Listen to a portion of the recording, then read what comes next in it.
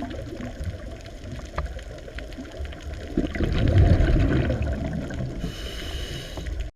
આપણે શરૂ કરશું આપણું ચેપ્ટર નંબર 18 દેહજળ અને પરિવહન.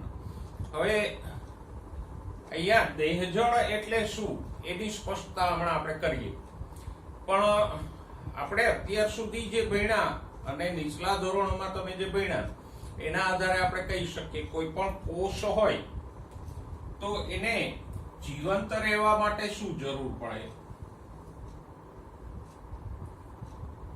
દાખલા તરીકે આ કોષ છે અને શરીરના કોઈ પણ કોષો હોય, એક કોષ નહીં પણ કોઈ પણ સજીવના કોઈ પણ કોષો હોય તો એને જીવંત રહેવા માટે તો કે એક તો એને જોઈએ O2. આપણે 17મા ચેપ્ટરમાં ભણી ગયા કે ઓક્સિજનની જરૂરિયાત કોષોને રહે, અને બીજું જોઈએ પોષક દ્રવ્યો.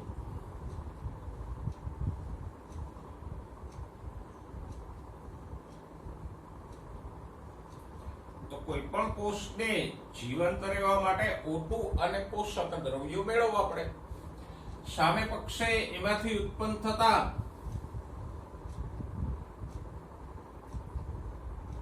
CO2 અને નકામા દ્રવ્યોનો નિકાલ કરવો પડે.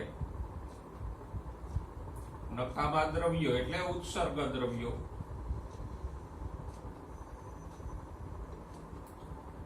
તો કોઈ પણ કોષને પોતાની જીવિતતા જાળવી રાખવા માટે ઓક્સિજન અને પોષક દ્રવ્યો સતતપણે મેળવા કરવા પડે, અને કોષમાં ઉત્પન્ન થતા CO2 અને ઉત્સર્ગ દ્રવ્યો એટલે નકામા દ્રવ્યોનો નિકાલ કરતો રહેવો પડે.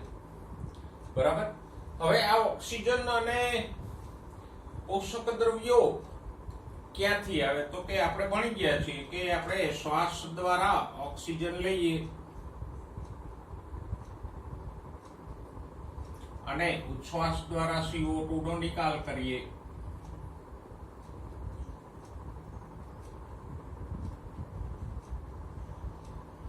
એવી જ રીતે પાચન માર્ગમાંથી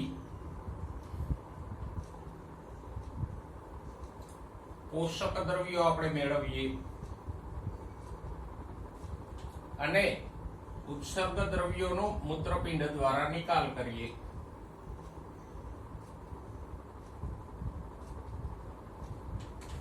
બરાબર. પણ હવે પ્રશ્ન એ થાય કે આ જે ઓક્સિજન શ્વાસ દ્વારા લઈએ એને કોષો સુધી કોણ પહોંચાડે, પાચન માર્ગમાંથી પોષક દ્રવ્યોને કોષો સુધી કોણ પહોંચાડે, આ ઉત્સર્ગ દ્રવ્યો છે એને કોષમાંથી મૂત્રપિંડ સુધી કોણ લઈ જાય. તો કે આ કોષો સુધી આ બધા દ્રવ્યો O2, CO2, પોષક દ્રવ્યો, ઉત્સર્ગ દ્રવ્યો એ બધાનું કોષો સુધી વહન કોણ કરશે તો કે દેહજળ. દેહજળ એટલે મુખ્ય દેહજળ કયું છે? રુધિર. દેહજળ એટલે શરીરનું પ્રવાહી, પણ શરીરમાં મુખ્ય દેહજળ કયું છે?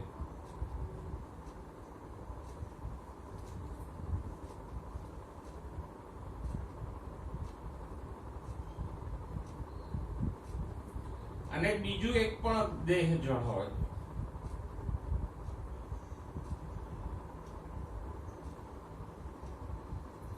એ છે લસિકા.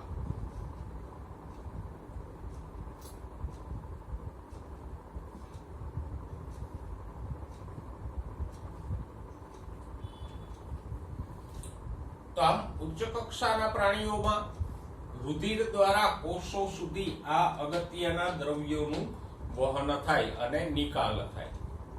બરાબર.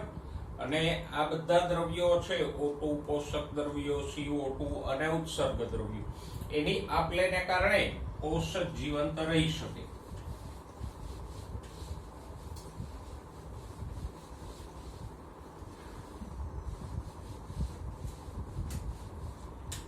હવે નીચલી કક્ષાના જે પ્રાણીઓ છે કે જેની અંદર રુધિર જેવું કંઈ છે જ નહીં, તો એમાં શું થાય?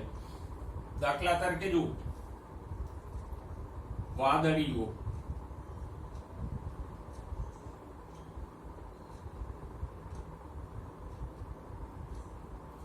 અને કોષ્ઠાંતરી સમુદાયના હાઇડ્રા જેવા પ્રાણીઓ.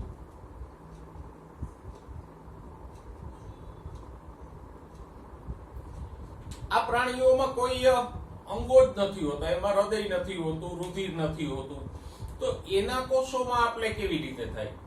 તો કે એમાં એક જલ પરિવહન તંત્ર હોય, એને કારણે શરીર આખામાંથી પાણી પસાર થયા કરે.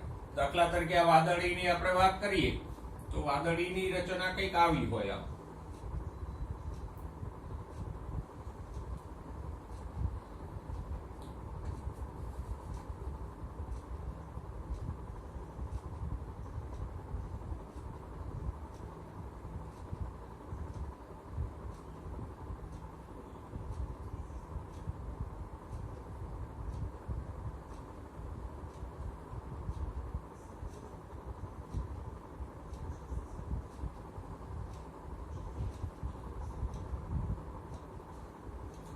વાદળીના આખા શરીરમાં આવા છિદ્રો હોય.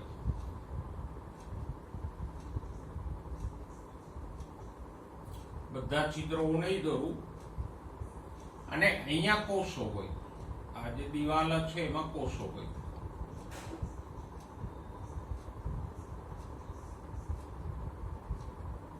આ રીતે.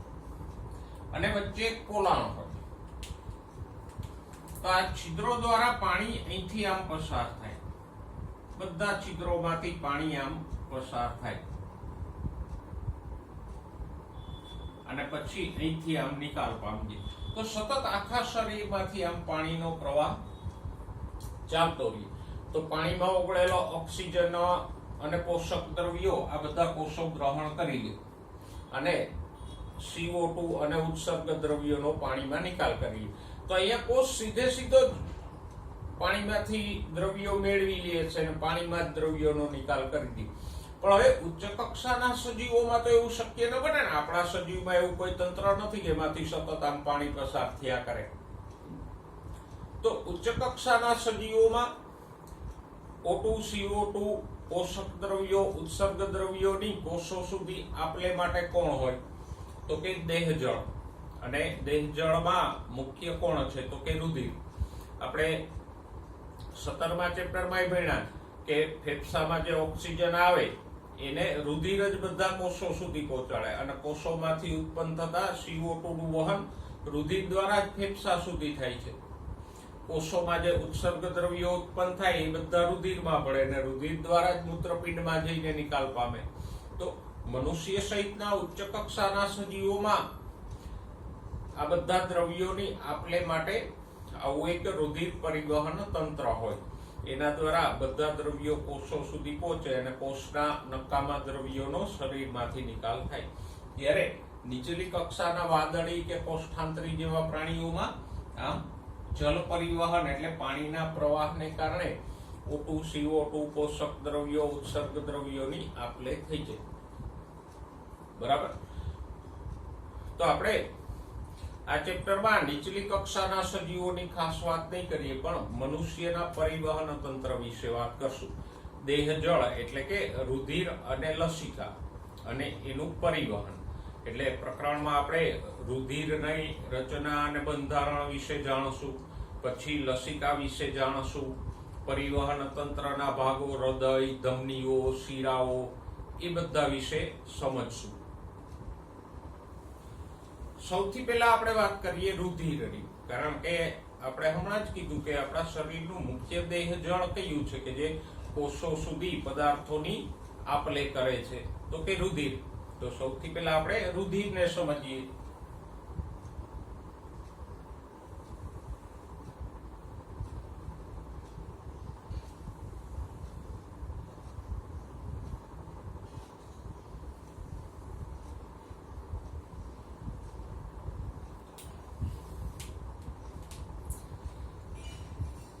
જો માનવ પરિવહન તંત્રમાં શેનો સમાવેશ થાય?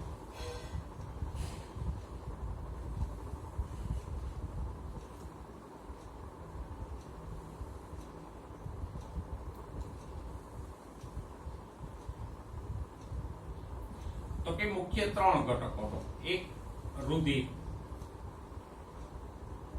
બીજું છે હૃદય અને ત્રીજી છે રુધિર વાહિનીઓ.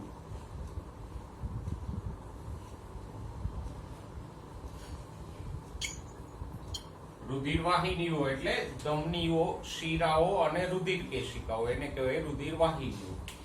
તો આ બધા ઘટકો આપણે અહીંયા ભણશું. સૌથી પહેલા આપણે રુધિરની વાત કરશું, પછી હૃદય અને રુધિર વાહિનીઓની વાત કરશું.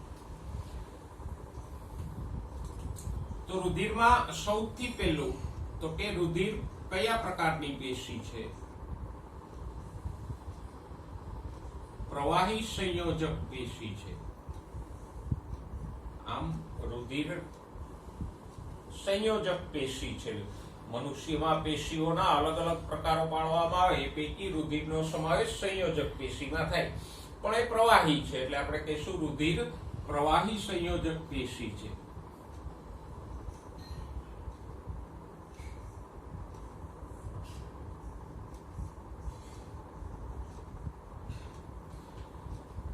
અને રુધિરના ઘટકો કયા છે? તો કે રુધિરમાં મુખ્ય બે ઘટકો હોય.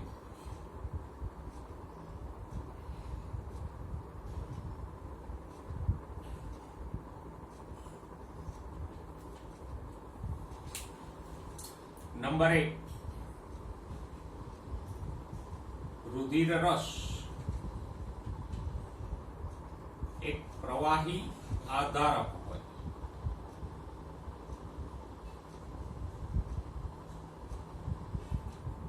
અને આ આધારકને કહેવાય રુધિર રસ.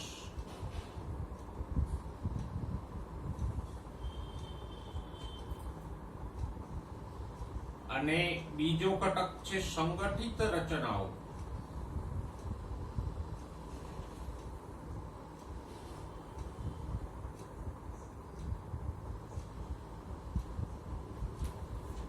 એટલે તો કે કોષો. તો આમ રુધિરમાં બે ઘટકો હોય, એક પ્રવાહી સ્વરૂપનું આધારક હોય અને બીજી સંગઠિત રચનાઓ એટલે કોષો. કોષોમાં કોણ આવે? તો કે રક્તકણો, શ્વેતકણો અને ત્રાકકણો. તો એ બધાને આપણે શું કહીશું? સંગઠિત રચનાઓ. જો કઈક અંશે રુધિરની રચના આવી હોય, આ જે પ્રવાહી આધારક આપણે કીધું રુધિર રસ, એ તૈલી પ્રવાહી ની અંદર અલગ અલગ પ્રકારના રુધિર કોષો તરતા હોય.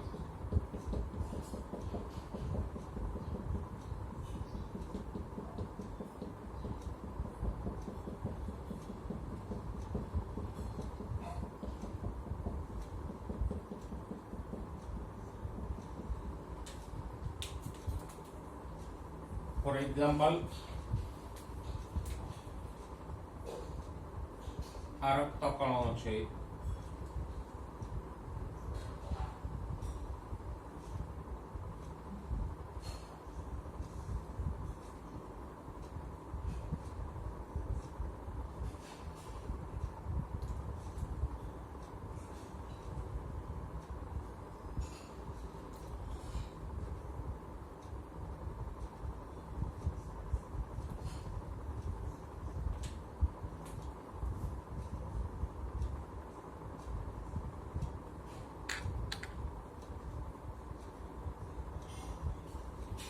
પછી બીજા કોષો હોય શ્વેતકણો.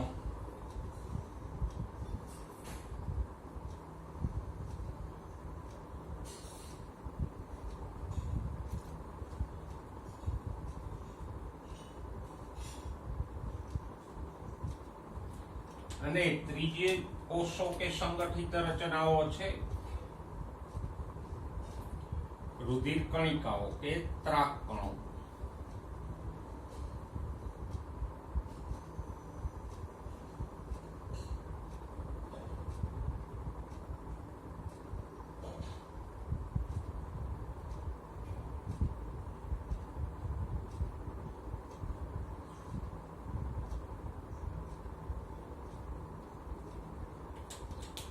અને આ બધા કોષો જેમાં તરતા છે એ પ્રવાહીને શું કહેવાય? તો કે રુધિર રસ.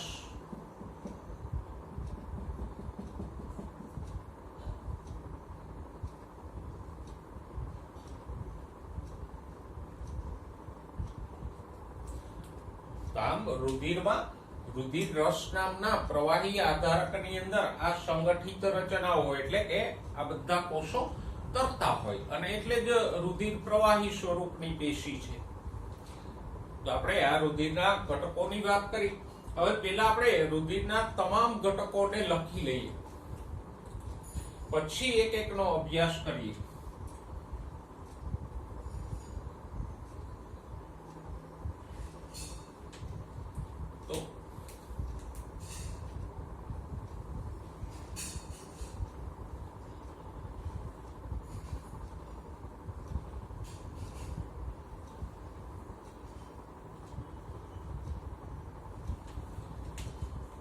તો આપણે વાત કરીએ પ્રમાણે રુધિરમાં બે ઘટકો હોય, એક રુધિર રસ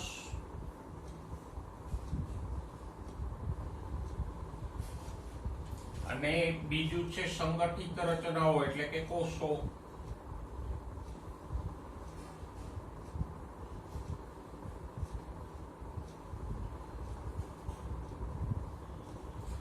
રુધિર રસમાં કોઈ પ્રકાર પેટા પ્રકાર નથી, પણ રુધિર કોષોના પ્રકારો પેટા પ્રકારો પણ હશે.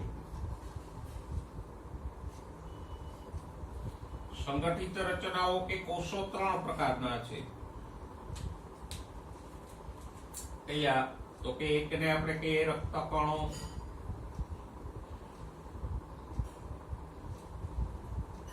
બીજા છે શ્વેતકણો અને ત્રીજા છે રુધિર કણિકાઓ એટલે કે ત્રાકકણો.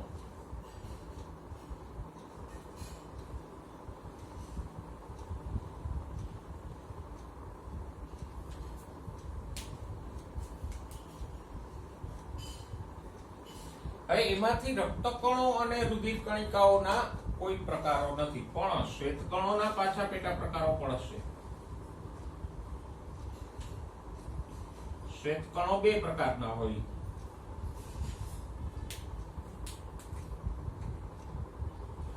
એક છે કણિકામય શ્વેતકણો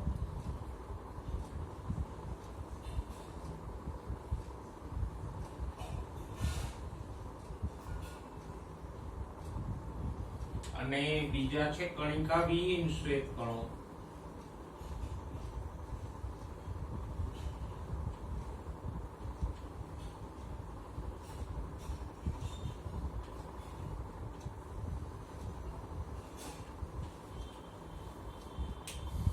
તો આમ રુધિરમાં 2 ઘટકો આપણે જોઈએ, રુધિર રસ અને સંગઠિત રચનાઓ. સંગઠિત રચનાઓ 3 છે, રક્તકણો, શ્વેતકણો અને રુધિર કણિકાઓ. એમાંથી શ્વેતકણો 2 પ્રકારના છે, જો 2 નહીં હોય 2 પ્રકારના છે, કણિકામય અને કણિકા વિહીન. કણિકામય શ્વેતકણો 3 છે. કયા? તો કે તટસ્થ કણો,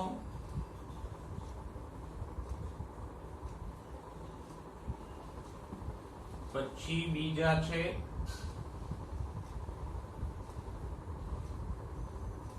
ઇયોસિનોફિલ્સ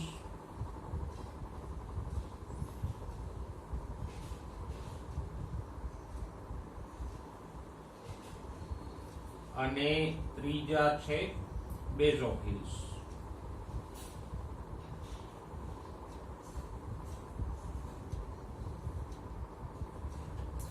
કણિકા વિહીન શ્વેતકણો 2 છે, લસિકા કણો અને એક કેન્દ્રી કણો.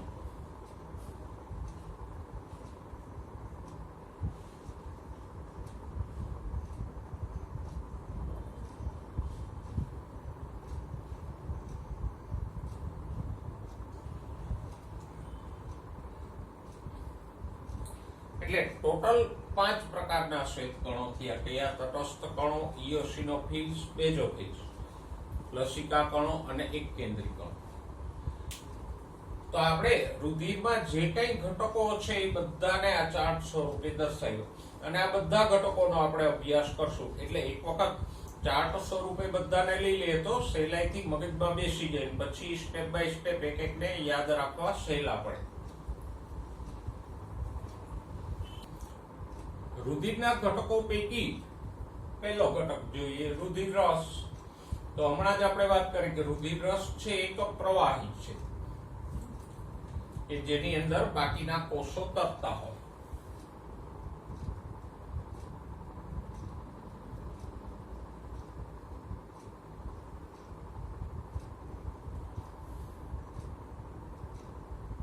તો રુધિરરસ છે સહેજ તેલી અને સ્નિગ્ધ છે.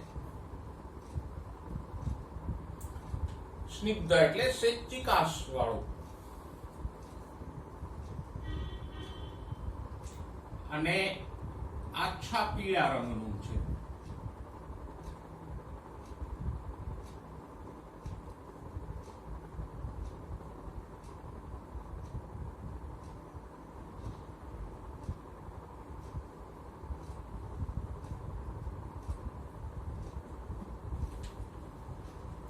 બરાબર. અને એ સંપૂર્ણપણે પ્રવાહી છે એટલે તો રુધિર પ્રવાહી છે, નહીંતર તો કોષોથી બનેલું હોય તો એ ઘન સ્વરૂપનું થઈ જાય. પણ અહીંયા કોષો બધા પ્રવાહીમાં તરે છે એટલે કે રુધિર પણ પ્રવાહી સ્વરૂપનું છે. રુધિર રસના ઘટકો કયા છે? તો કે રુધિર રસમાં આ પ્રમાણેના ઘટકો હોય. સૌથી વધારે પ્રમાણમાં તો હોય એમાં પાણી. કેટલું હોય? તો કે 90 થી 92% જેટલું. એટલે આપણે સમજી શકીએ કે રુધિર રસમાં મોટા ભાગનું તો પાણી જ છે. પછી બીજો ઘટક હોય પ્રોટીનો.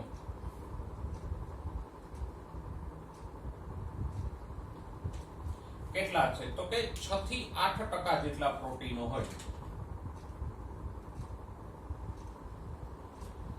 અને પ્રોટીનો મુખ્ય 3 છે. કયા છે 3? તો કે એક પ્રોટીન છે આલ્બ્યુમિન,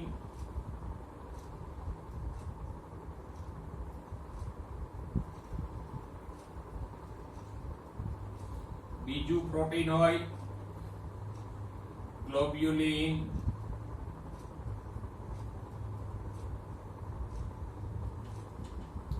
અને ત્રીજું પ્રોટીન હોય રુધિર રસમાં ફાઇબ્રિનોજન.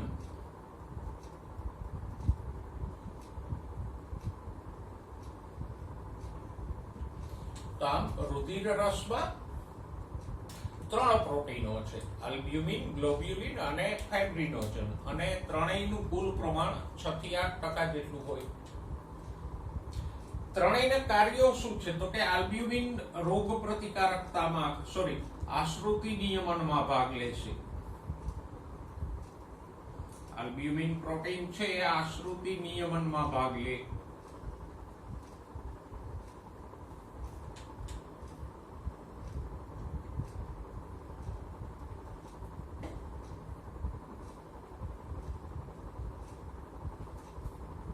ગ્લોબ્યુલિન એન્ટીબોડી સ્વરૂપે રોગ પ્રતિકારકતામાં ભાગ ભજવે.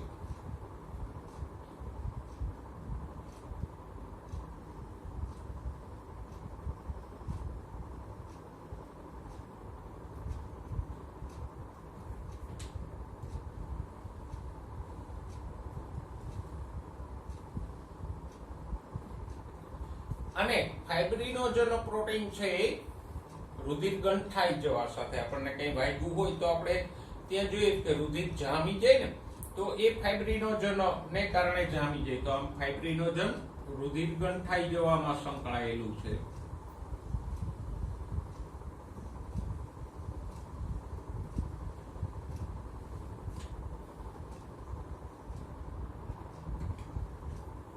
તો આ રુધિર રસના 3 પ્રોટીનો અને એના કાર્યોને બરાબર યાદ રાખજો. રુધિર રસનો ત્રીજો ઘટક છે ખનિજો.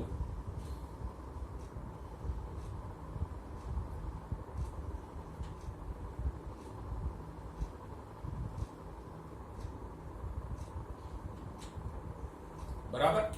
તો ખનિજ આયનો પણ રુધિર રસમાં હોય. કયા કયા હોય? તો કે સોડિયમ, કેલ્શિયમ, મેગ્નેશિયમ, બાયકાર્બોનેટ અને ક્લોરાઇડ.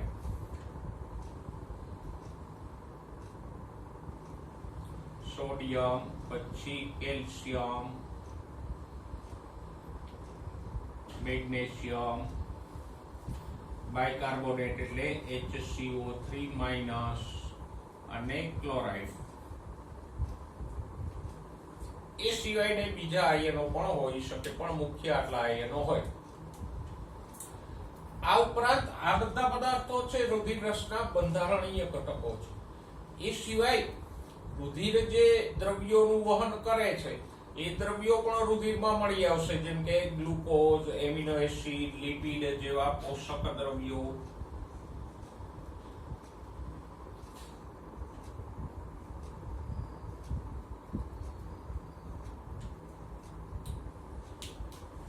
તો પાચન માર્ગમાંથી જે આ ઘટકો આવે, ગ્લુકોઝ, એમિનો એસિડ, એ બધા પણ રુધિર રસમાં મળી આવશે.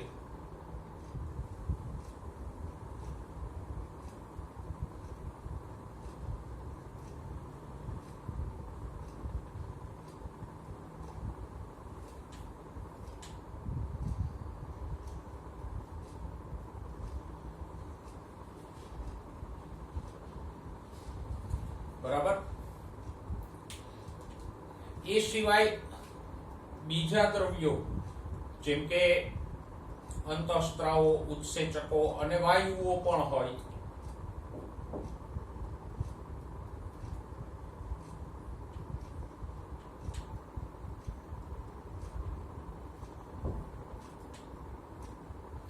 વાયુઓ એટલે O2, CO2 જે HBO2 કે બાયકાર્બોનેટ વગેરે સ્વરૂપે હોય, આપણે 17મા ચેપ્ટરમાં ભણ્યા એ પ્રમાણે. અને ઉત્સેચકો પણ હોય.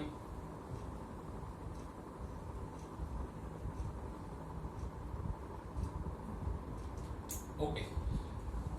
આ ઉપરાંત આ બધા ઘટકો ઉપરાંત રુધિર રસમાં બીજો અગત્યનો ઘટક હોય તો રુધિર જામી જવા માટેના કારકો નિષ્ક્રિય સ્વરૂપે હોય.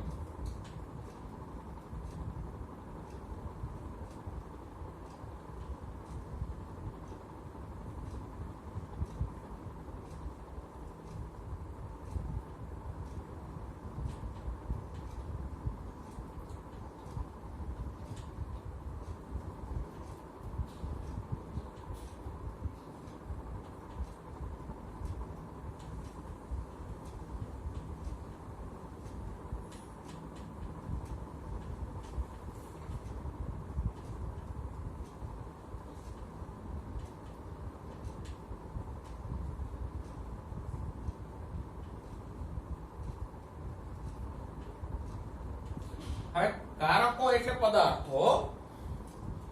તો રુધિર જામવા માટેના બીજા ઘણા કારકો છે કે પદાર્થો છે કે જે રુધિર રસની અંદર હોય, પણ એ નિષ્ક્રિય સ્વરૂપે હોય. જ્યારે ઈજા થાય ત્યારે આ કારકો સક્રિય થઈને રુધિર જમાવી દે. જો આ કારકો નિષ્ક્રિય ના હોય, ઓલરેડી સક્રિય હોય, તો શરીરની અંદર જ રુધિર જામી જાય અને માણસનું મૃત્યુ થાય. પણ એવું નથી થતું.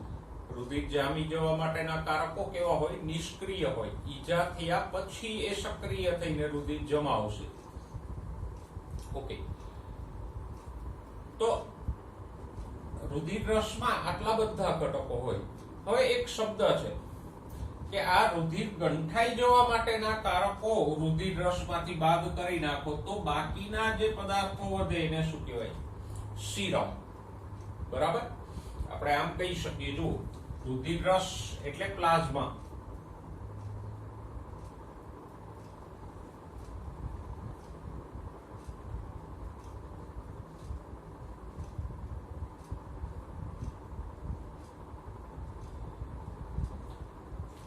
આખો જે રુધિર રસ છે એના બધા ઘટકો છે એમાંથી તમે આને બાદ કરી નાખો તો આ બાકીનો જે ભાગ હોય એને શું કહેવાય? સીરમ. તો રુધિર રસ માઇનસ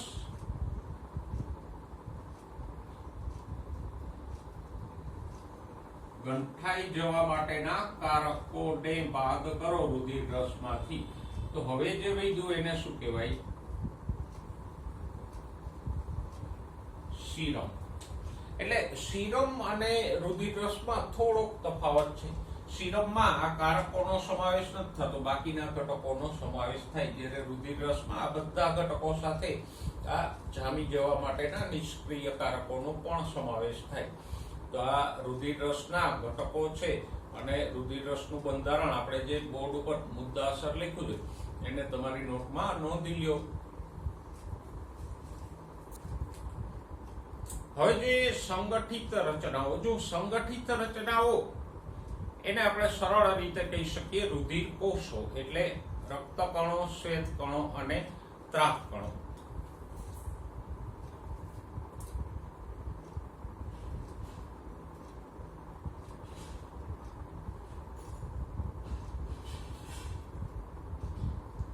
તો સંગઠિત રચનાઓમાં શેનો સમાવેશ થાય? 3 ઘટકો: રક્તકણો,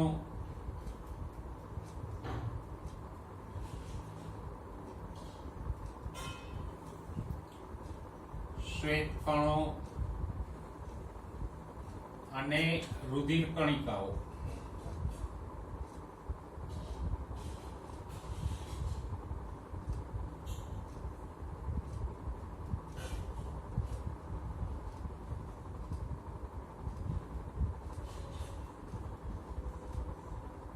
આ 3 રચનાઓનો સમાવેશ સંગઠિત રચનાઓમાં થાય.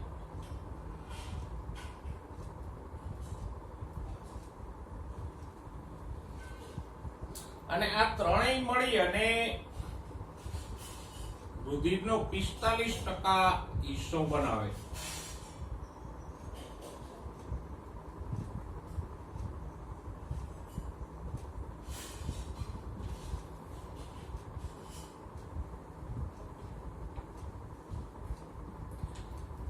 એટલે કે આપણે 100 ml રુધિર લઈએ તો એમાંથી 45% કોષો હોય અને 55% રુધિર રસ હોય.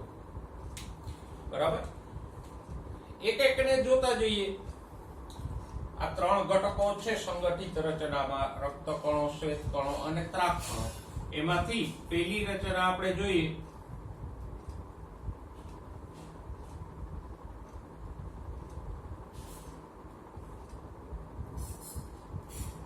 રક્તકણો.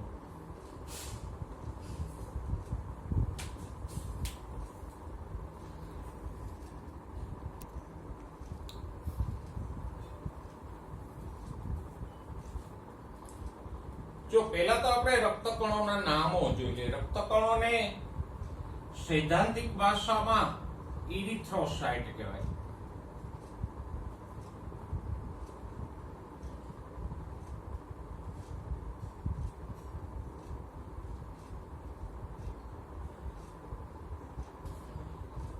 ઇરિથ્રો એટલે લાલ રંગ, લેટિનમાં ઇરિથ્રો મીન્સ લાલ રંગ, અને સાઇટ્સ એટલે કોષો.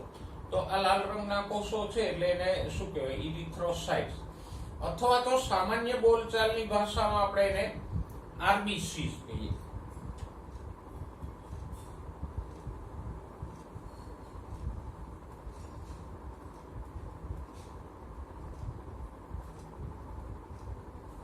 આરબીસી નું ફૂલ ફોર્મ શું થાય?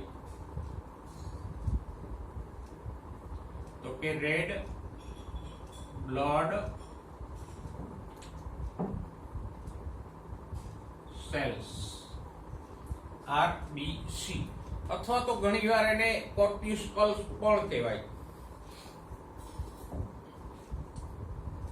રેડ બ્લડ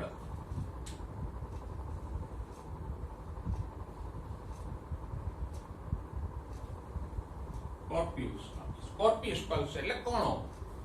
તો આરબીસી એટલે રેડ બ્લડ સેલ્સ કે રેડ બ્લડ કોર્પ્યુસ્કલ્સ. પણ સૈદ્ધાંતિક રીતે એને કહેવાય ઇરિથ્રોસાઇટ. બોલચાલની ભાષામાં સામાન્ય આરબીસી તરીકે જેને ઉલ્લેખવામાં આવે. હવે રક્તકણો ત્રણેયમાં સૌથી વધારે હોય.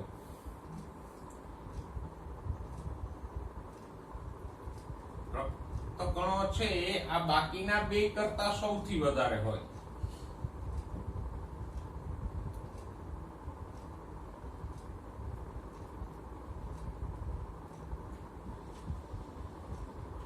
અને કેટલું પ્રમાણ છે?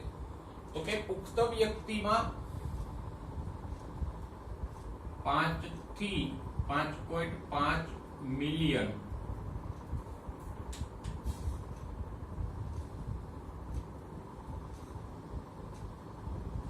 પ્રતિ ઘન મિલીમીટર,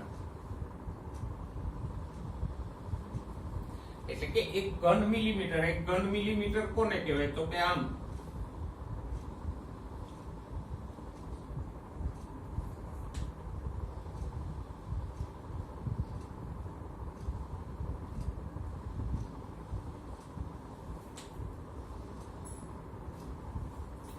આમ 1 મિલીમીટર ઊંચું હોય, 1 મિલીમીટર પહોળું હોય અને 1 મિલીમીટર ઊંડું હોય, એટલું રુધિર લ્યો તો એમાં 5 થી 5.5 મિલિયન, 1 મિલિયન એટલે 10 લાખ, મીન્સ કે 50 થી 55 લાખ. 1 મિલિયન એટલે 10 લાખ, તો 10 લાખે ગુણો તો 50 થી 55 લાખ પ્રતિ ઘન મિલીમીટર રુધિરમાં હોય. એટલે સૌથી વધારે પ્રમાણમાં રુધિર કોષો હોય તો એ રક્તકણો છે. તો આ થઈ એના પ્રમાણની વાત. હવે એ ઉત્પન્ન ક્યાં થાય? તો કે લાલ અસ્થિ મજ્જામાં ઉત્પન્ન થાય.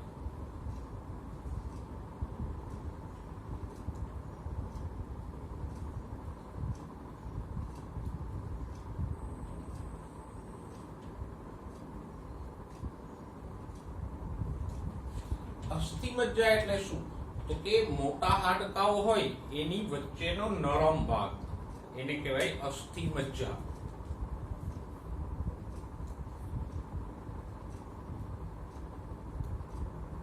હાડકાની વચ્ચે આવેલ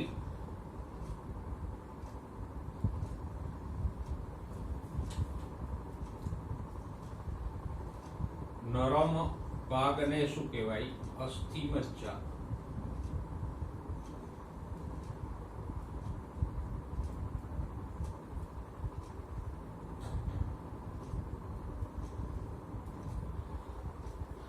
અસ્થિ મજ્જા બે પ્રકારની હોય. અમુક હાડકામાં લાલ હોય, નાના હાડકા હોય તો એમાં પીળાશ પ્રતિ સફેદ હોય. તો જે મોટા હાડકામાં વચ્ચે લાલ અસ્થિ મજ્જા હોય એમાંથી રક્તકણોનું નિર્માણ થાય. રચનાની વાત કરીએ તો રચના કેવી છે? તો કે સસ્તનોના, મનુષ્ય પણ સસ્તન છે ને, તો મનુષ્ય સહિતના બધા જ સસ્તનોમાં રક્તકણો કોષ કેન્દ્ર વિહીન હોય. તો આને યાદ રાખજો, સસ્તનોમાં એટલે સસ્તનમાં મનુષ્યનો પણ સમાવેશ થઈ જાય. તો સસ્તનોના રક્તકણો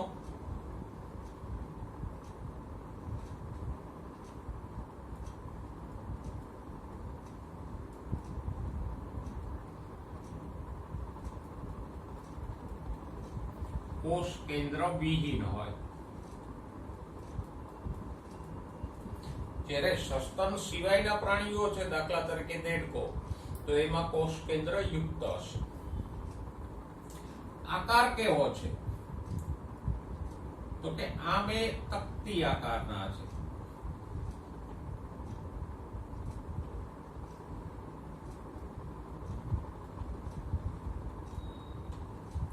અને દ્વિઅંતરકોણ છે.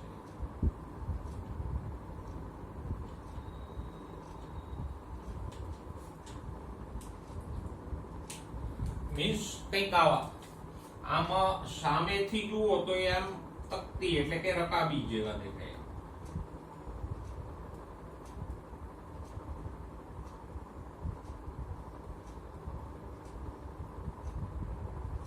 પણ એની બે સપાટીઓ પાછી આમ અંતર્ગોળ હોય. આ સપાટી પણ અંતર્ગોળ હોય અને પાછળની સપાટી અંતર્ગોળ હોય. એટલે આડા છેદમાં જુઓ તો આવા દેખાય.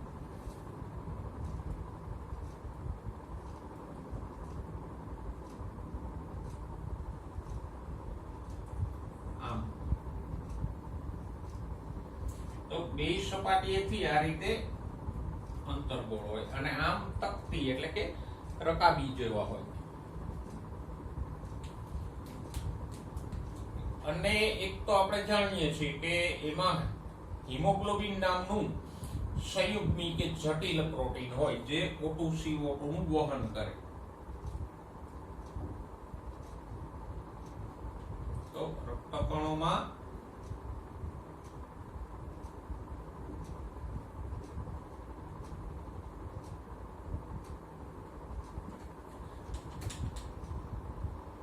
આયન યુક્ત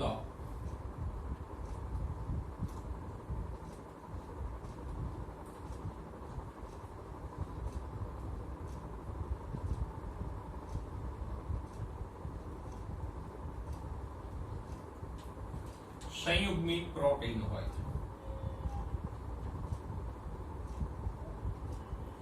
હિમોગ્લોબિનનો મુખ્ય હિસ્સો ગ્લોબિન નામના પ્રોટીનનો હોય, પણ એની સાથે આયન જોડાયેલો હોય એટલે આપણે એને સંયુગ્મી કે જટિલ પ્રોટીન કહીએ. પ્રમાણ કેટલું હોય હિમોગ્લોબિનનું? તો કે તંદુરસ્ત અને પુખ્ત વ્યક્તિમાં 100 ml રુધિરમાં 12 થી 16 ગ્રામ હિમોગ્લોબિન હોય.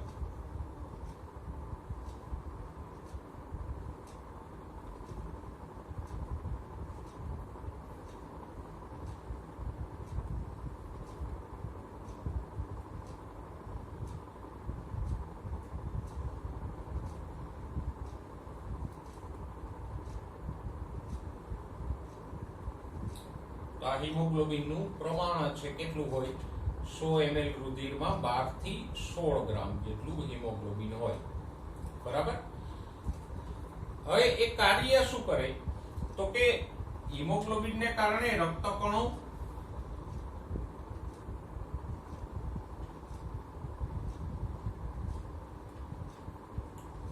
મુખ્યત્વે ઓક્સિજનનું વહન કરશે. બરાબર.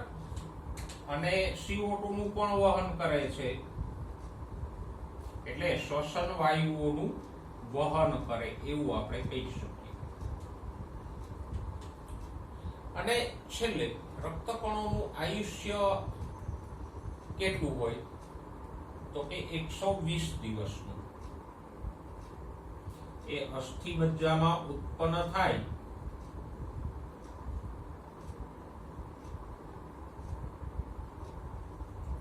પછી 120 દિવસ જેટલા સરેરાશે કાર્યરત રહે.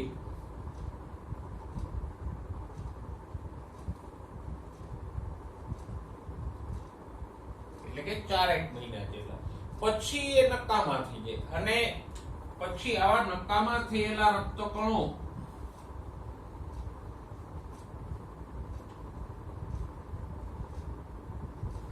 બરોળ નામના એક અંગમાં જઈને નાશ પામે. બરોળ છે અહીંયા આવેલું એક નાનકડું અંગ હોય, મોટા વટાણાના દાણા જેવું. એમાં જઈને આ નકામા રક્તકણો નાશ પામે.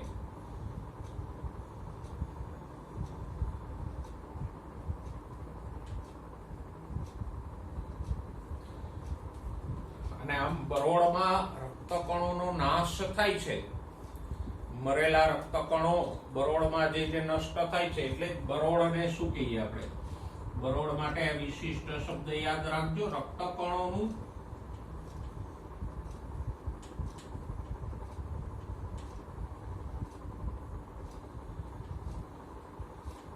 કબ્રસ્તાન, ગ્રેવયાર્ડ ઓફ ઇરિથ્રોસાઇટ. કારણ કે મરેલા નકામા રક્તકણો બરોળમાં જઈને નાશ પામે એટલે બરોળને શું કહીશું આપણે? રક્તકણોનું કબ્રસ્તાન. તો આપણે રુધિરની જે સંગઠિત રચનાઓ છે એ પૈકીની એક રક્તકણોની વાત કરી, જેમાં આપણે રક્તકણોના બીજા નામો ઇરિથ્રોસાઇટ્સ, આરબીસી ની ચર્ચા કરી. રક્તકણોનું પ્રમાણ આપણે જોયું કે તંદુરસ્ત વ્યક્તિમાં કેટલું હોય. ઉત્પન્ન ક્યાં થાય? તો કે લાલ અસ્થિમજ્જામાં. પછી તો કે કોષ કેન્દ્ર વિહીન હોય, દ્વિઅંતરગોળ હોય અને એમાં હિમોગ્લોબિન આવેલું હોય. એ તો આપણે જાણીએ જ છીએ. હિમોગ્લોબિનનું પ્રમાણ કેટલું હોય એની વાત કરી. અને રક્તકણોનું આયુષ્ય કેટલું હોય? 120 દિવસનું. અને 120 દિવસ પછી નકામા રક્તકણો બરોળ નામના અંગમાં નાશ પામે અને એટલે જ બરોળને આપણે શું કહીએ? રક્તકણોનું કબ્રસ્તાન. તો આજે આપણે રુધિરમાંથી રુધિર રસ અને રક્તકણોની ચર્ચા કરી. નેક્સ્ટ ટાઈમ શ્વેતકણો અને રુધિર કણિકાઓની ચર્ચા કરશું.